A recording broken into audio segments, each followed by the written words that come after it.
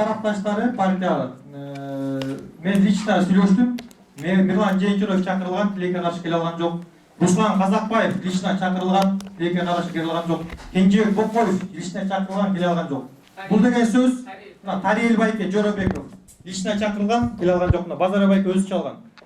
Бул деген сөз ошол Бабановдун да тарапташтарынын жер үйдө бир кызыкчылыгы болушу мүмкүн деген суроо жаратат. Эмне үчүн Таластын аттуу баштуу депутаттарына мына биздин Зарылбек Алиев эле аксакал болуп турат. Миң мерте ыраазычылык билдиребиз сизге. Калган депутаттардын бүттүгүн айтылды, тилекке каршы келген жок.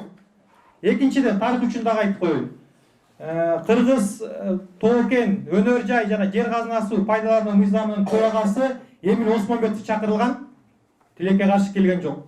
Кыргыз алтынын төрагасы Алмаз Алимбеков мырза чакырылган, чакыруу берилген, өкмөттүн тилекке каршы келген жок. Бул дагы өкмөттүн кандайдыр бир деңгээлде жетишерлик иштерди кылбай жаткандыгы. Мүмкүн алар мындай ой жаралат да, мүмкүн алар Альянс алтынын адвокаты болушту деген. Ошондуктан бул да тарых үчүн айтып коюшум керек. Бул жерде тарыхый чоң чогулуш, мындай биринчи жолу болуп атат, чоң аксакалдардын катышуусу менен. Муну тарых үчүн айтып коюнчу чечтим. Рахмат.